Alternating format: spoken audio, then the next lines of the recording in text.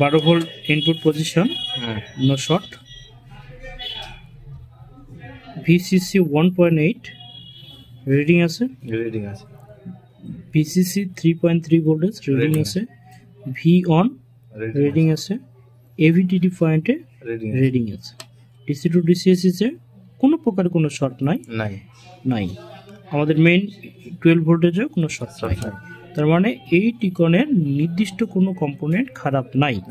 তো এইটা আসলে আইসিটা ভালো আছে কিনা এটা আমরা কিভাবে বলবো? তো আইসিটা ভালো আছে কিনা এটা বোঝার জন্য ফার্স্টে আমাদের অনলাইন টেস্টে যেতে হবে। অনলাইন টেস্ট,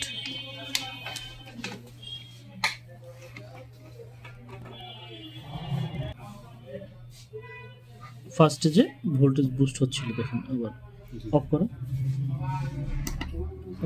ওকে অফ করো। ভিওন ভোল্টেজে ভোল্টেজ চেক করছে, 4 পয়েন্ট সামথিং ভোল্টেজ উঠে আবার এটা প্রোটেকশন মোডে গেছে। তার মানে কি এই আইসিটা ওয়ার্ক করছে, কাজ করছে বিধায় এটা ভোল্টেজ বুস্ট করে আবার বসে গেছে। তার মানে আমার আইসিতে বা টিকনে কোনো প্রকার কোনো শর্টেজ নাই, আইসি প্রপার কাজ ঠিক আছে। সমস্যাটা কোথায়? আমরা জানি একটা প্যানেলে গেট লাইন এবং সোর্স লাইন ভোল্টেজ এবং সিগন্যাল ব্যবহার করে। বিশেষ করে গেট লাইন এরিয়াতে বিভিন্ন ধরনের শর্ট বা ইফেক্ট হয় একটা প্যানেল রান হওয়ার পরে। তো আমরা এই প্যানেলের সাধারণত কমন দুইটা সেকশন, এই গেট এরিয়া এবং এই গেট এরিয়ার মধ্যে একটা যে লাইনগুলো আছে ভিতরে, বিশেষ করে CKV1, CKV2, CKV-B1, CKV-B2, এই চারটা লাইনের মধ্যে মূলত শর্টগুলো হয়। তো আমরা যেহেতু এটা ফার্স্ট টাইম, সেহেতু আমরা ওয়ান সাইড এটা কাট করব।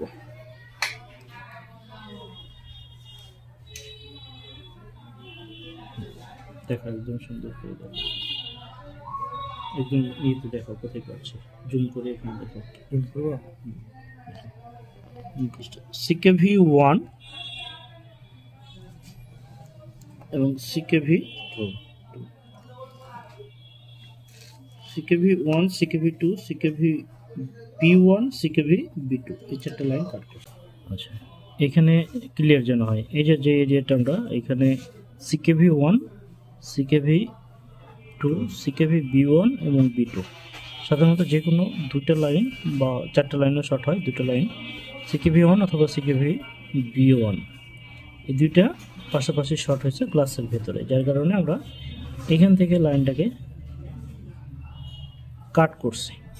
তো কাট করার পরে আমাদের যে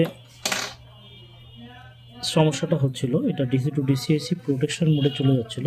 তো এখন দেখবো এটা রান করার পরে আমার সমস্যাটি সমাধান হয়েছে কিনা। আমরা স্ট্যান্ড বাই রিলিজ করছি। আমার